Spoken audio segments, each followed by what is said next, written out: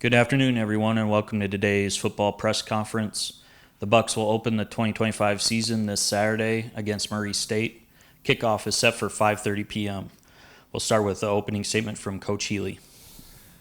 It feels like a long road to get here. Since December, I think we've lived a lot of life, and really proud of where we are right now. It still doesn't feel real to me that we've got a game this week. Obviously it should, but it hasn't gotten there yet. There still feels like there's things to do from a in-house perspective. But I'm really proud of our guys. I've really enjoyed our staff. And I think it should be a really exciting year. I think that I am really sold on what this place can be from a national perspective and from a conference perspective. Understand we've got plenty of work to be done, but I've been very fortunate to have this opportunity and, look forward to putting an exciting brand of football out on the field. Got a lot of respect for our opponent, and I've known Jody Wright for a long time. I've probably known of him for longer than I've known him, but just have a ton of respect for who he is and how he coaches and the guys that he's been around. He's done it at the highest level. Obviously Murray State was our rival when we were at Austin Peay, and very familiar with their program and the success that they've had over the years. And I know that, I know Jody's a phenomenal coach, and I know this will be an incredibly tough matchup for us. But a great matchup. I'm excited the fact that we get to open the season with an opponent that we've got a lot of respect for, that we know is going to be a very difficult battle. And, so looking forward to the challenge. I've known a bunch of their coaches. Jimmy Ogle, their offensive coordinator, was extremely successful as the offensive coordinator at Jacksonville State, and what they were able to build as a national powerhouse. Adam Ross was with him as well. I've known him for a long time. Phenomenal. He's their assistant head coach and also offensive line coach. They play with a nastiness, a toughness, especially up front running the football. It's funny, Jimmy's son, Jim, is their starting quarterback, and I think I offered Jim as a 6-year-old. I wanted to offer him before his dad could offer him. So I know, with that family and with Jim, he's tough, he's competitive, he's athletic, throws the ball extremely well. And I know they're excited about him, and I know he'll have a chip on his shoulder coming in here to play. So ton of respect for them. Kurt Botkins, their defensive coordinator, he's been a little bit everywhere. He's been at South Carolina State as a defensive coordinator. He was at South Carolina for a while. There was some carryover with Jimmy and Adam at Jacksonville State, I believe. But yeah, again, another guy who's done it at an extremely high level, got a ton of knowledge and a lot of experience, and I know he'll have those guys ready to play. They have 70 new players on their roster, which I think is, it's a lot, but it's also pretty similar to what a lot of people are going through. We've got 53 new ones on our roster, so a complete overhaul for them.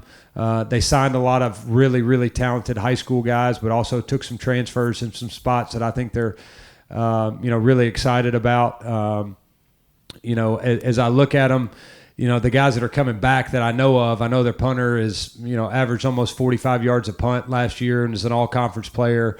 The back is, a guy that's rushed for over 1,000 yards. They've got a wideout who's also a return specialist that is extremely dynamic, and I know they've added a lot of other pieces around them. So it will be a really, really difficult matchup, and we'll have to come ready to play. I'm excited about playing my first home game here. Excited about going through the Buck Walk. Excited to be able to play in front of our fans and our families, and again, looking forward to the challenge. Coach, you talked about so many transfers, so does it make it more important to concentrate more on executing your own game plan more than even preparing for the opponent? Yeah, that's a great question, and I think that's exactly it. There's going to be a lot of unknowns, and new special teams coordinator that came from North Carolina. Obviously Kurt has not called it for a while at the college level. And then they've got a lot of new personnel on the offensive side of the ball. So I would say all three sides of the ball, we're going to have to prepare to adjust. It makes it a little bit easier, I think, nowadays with the sideline tablets and everything. You don't have to necessarily wait for that communication at halftime, but I think that communication between series will be really important. And so, yeah, I mean, the messaging to me this week is going to be no different than it is every week we play, and that is, what do we do Monday through Friday to prepare ourselves? How intense and competitive are our practices? And, are our guys taking care of their bodies? Are they preparing the right way? What's our process look like? And put a really good, first step together this morning, and we'll have to add to it this week. Coach, can you tell that these guys right now are anxious to hit a different colored jersey instead of playing each other for so long? Yeah, I can. I'm really excited for them to be able to celebrate success with one another as well. You try to create in camp as many chances as you can for the offense and defense to bond, but every day in practice it's got to stay competitive, and they've done that. And so I think they're looking forward to cheering for one another as much as anything. But I know those defensive guys are looking forward to finally hitting a quarterback. They've done a great job of staying away from ours, but you always see in the first game tackling show up, you see turnovers show up, you see sloppiness with discipline penalties, and that's what we've got to eliminate and make sure that we're prepared for. So I think we've gotten enough live work in camp, but also maintained, a solid amount of. I think we're pretty healthy going into game one. So yes, I think having a chance to hit somebody else besides each other will be a lot of fun.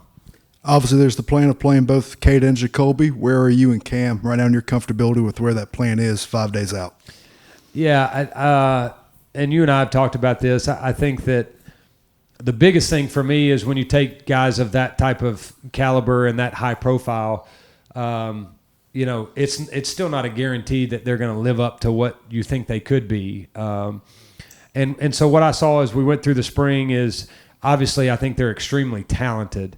But I just think that them buying into being at East Tennessee State versus being at North Carolina, Miami, or Iowa was extremely important for me. What kind of teammate would they be? What kind of work ethic would they bring? What would happen if they truly did have to compete with one another? And I think they've handled the situation really well. I think they've also developed a really good friendship and a respect for one another, while also keeping that, as a healthy competitiveness. I'm sold on both of them. I really do think we have two starting quarterbacks.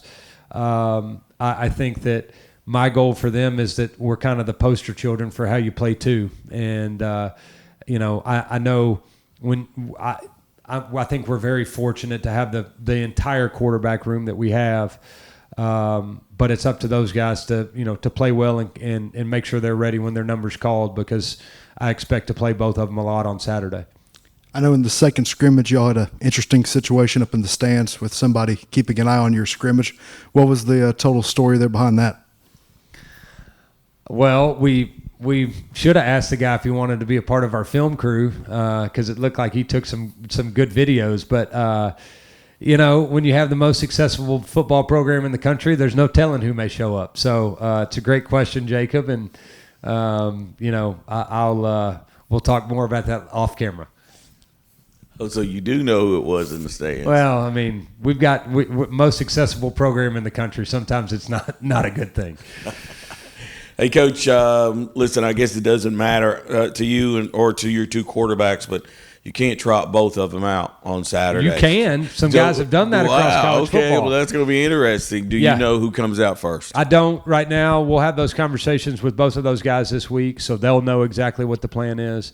And we've talked about, do we run them out both, out for the first snap but my thing is they're similar enough to where they're both just going to go play quarterback. And, as we continue to develop our schemes and find ways to utilize both, we may have some of that. But it's really not a situation for me where I want to run them both out there so they both get to start, so to speak.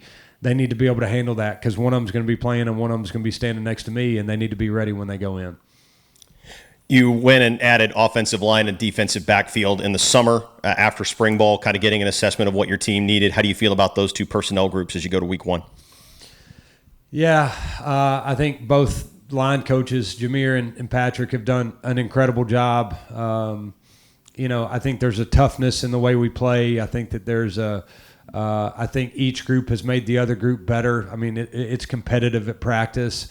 I think that how they gel together, especially from an offensive line perspective, will be really important to our success. So it's we need to be 7 or 8 deep at that position and play a couple different guys and make sure that we stay healthy and that all of those guys are ready to play. So we'll learn a lot about ourselves on Saturday. But I think right now where we are, I feel really good about it, and I think both sides have been tested each and every day in practice. So, to be successful in this league, you're going to have to be able to run the ball and stop the run, and it starts with those guys up front. Yeah, defensive line does seem like a strength of your team. You got a lot of returning experience there. You've added some really talented new guys as well. How have those two groups kind of meshed together to create a cohesive unit? Yeah, I do think we've got good depth, which is unique for this level on the defensive line. I think we have talented guys that can rush the passer, and I think that the schemes that we're putting them in, we've got a chance to get some pressure on the quarterback.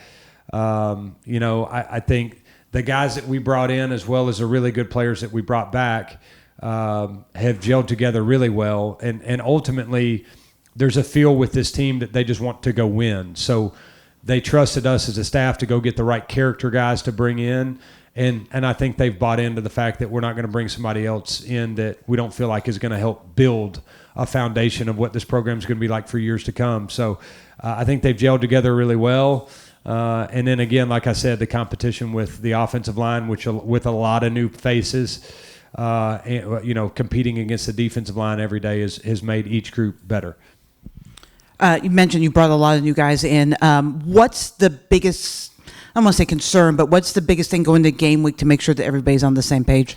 Yeah, I mean, you just have a new staff and, 103 new players that you're going to go compete with, I mean, what happens when the lights turn on? Like, who are we really as a football team? The ups and downs, the adversity that a game, you can put them through winter conditioning. You can put them through adverse situations in practice, but it's different when 10, 11, 12,000 people are here and it means something. People are keeping score. And so what kind of composure do we have? What kind of discipline do we have? How do we pull together? And how present can we be in each and every moment? How do we handle situations? All of that, we're going to find a lot out about ourselves on Saturday. And I think, to me, that's the key is with the work that we put in to now, I feel really good. But obviously it's different when the lights come on, so we've all got something to prove. Coach, you mentioned at the end of the second scrimmage that practice would look a lot different sort of moving forward in preparation for the season. What's that entailed so far? Well, I think the beauty of it for us was, and I give our administration a lot of credit because we were able to do summer school the right way and have these guys here June and July, feed them, lifting, the practices that they allow you to have in the summer. So we had a massive leg up. A lot of other people in our conference are doing the same thing, but I thought summer went really well. And so by the time we got to camp, it could be much more situational things. And I think that's what we tried to hit, the things that you feel like are going to win or lose football games in the fourth quarter, 2-minute drills, 4-minute drills, third down situations, all the special team situations that could come up. And that's what we spent a lot of time on in camp. And so I think we're prepared instead of having to learn from those experiences in game one. I think we've been able to cover them in camp. And again, I'm very appreciative of what our administration did to allow us to be that far ahead moving into camp. Coach, does it help opening up the season against a team that you're familiar with, especially their coaches? Does it kind of give you somewhat of a leg up? The fact you know a little bit about them, they don't know anything about your team? That is a great question. The real answer I would give you is no. It gives me no leg up because I have a whole new staff with us. They've got a lot of new guys. I've never gone against Jody as a head coach. A lot has changed since Jimmy was calling plays at Jacksonville State and Bodkin was calling plays at South Carolina State. And they've got 70 new players. We've got really 103 new players for me, right? So I think just the times have changed and the roster's changed. I know what they believe. I think I'm sure they know what I believe in. And there's a familiarity with staffs, but it's probably more of just a familiar face more so than us understanding what they're going to do or them understanding what we're going to do. I think it's there's a lot of adjustments that are going to need to be made on Saturday, and our staff's got to do a really good job. Heading into this contest, what have you seen from your team that you probably need to step up a little bit more when the lights go on Saturday? Fortunately, I think that I don't know if it's anything that we need to do differently. I think it's just we need to continue to do what we've done, and that is, there's a passion that we've played football with in camp and today that I'm very proud of. I think these guys enjoy the game of football. I think they enjoy playing with one another. I think they've played with a lot of energy and excitement. I do think that with the crowd around you in a little bit of a different, situation, it's important to make sure that you maintain your focus and your discipline. I'm a big believer in celebrating success with your teammates, and I could care less about the other team, and making sure that we don't allow anybody else to get in our head or worry about the other team or, and that we do a really good job of keeping our composure. And I think that we've practiced those things, but obviously the game's a different situation. So making sure that we maintain that discipline and that composure when the lights are on is going to be really important for our success. Coach, your two players you got here today, what makes those guys sort of stand out on this team? Consistency. Both of them I think are outstanding people. Just the consistency of who they are on and off the field, the grit that they play the game of football with, their competitiveness, their two guys who were willing to come back and give our staff a shot. Two guys that will be foundations of what we do and the success that we have. I have a lot of respect for them and how they go about their business and how they prepare and their process. And obviously I think they're two incredible players and they're great ambassadors for our program, and they'll do an unbelievable job.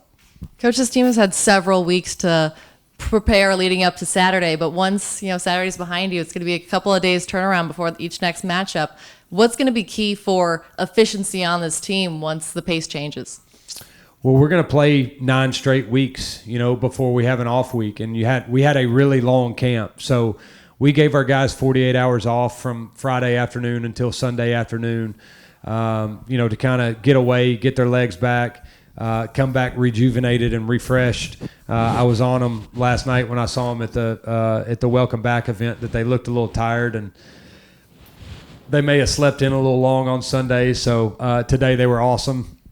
I think they responded really well. I think learning how to take care of your bodies, learning how to get the right kind of sleep, learning and getting in the flow of how we practice, and making sure from a mentality perspective that we come in with the sense of urgency about what we're doing and how we practice. We don't take a practice for granted, and we understand the importance of Monday through Friday. It's not just about Saturday. So I think that will be the key point for me from a staff perspective and from a player perspective is just be present, be here.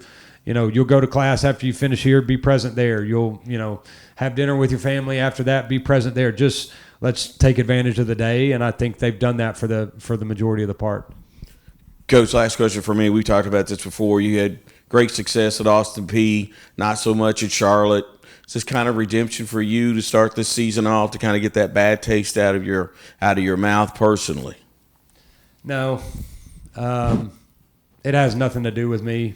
I want success for these guys because they've worked their rear end off. I want success for the staff. Me trying to prove a point or show that I can do it, I've never lost confidence in what I do and how I do it. And it's not going to be about me when we win games. I've got nothing to prove. I believe in what we do and how we do it, and I'm excited to be able to celebrate success with these guys because they put in a lot of hard work and they believed in our staff, and I want to bring success to this program and this university and our fan base, and that's a heck of a lot more important to me than anything that I'm going to have for my record or for my ego. I've got a wife that I met when I was in 7th grade and 2 boys that are 10 and 6 years old, and that's a heck of a lot more important to me than winning a football game. But what we do and how we do it, we are striving to be the best in the country. And, I've learned a long time ago that this game can exalt you and humble you very, very quickly. That anytime you're focused on, trying to prove people wrong or, doing things that stroke your ego, you're probably going to fail. Anytime that you're worried about if we can just win this game, then, I'll be satisfied. I've learned when you win that game, you just don't feel as satisfied. And so for me, it's about what's our process look like? How much can we help these young men become grown men? How much fun can we have going through the next, hopefully, however, like 5 months of this thing, and holding these guys accountable every day for being their best. But I think anytime you're worried about you and what it does for your record or trying to prove people wrong, whatever it is, then I've fallen short on those times. So I'm excited to go to battle with these guys.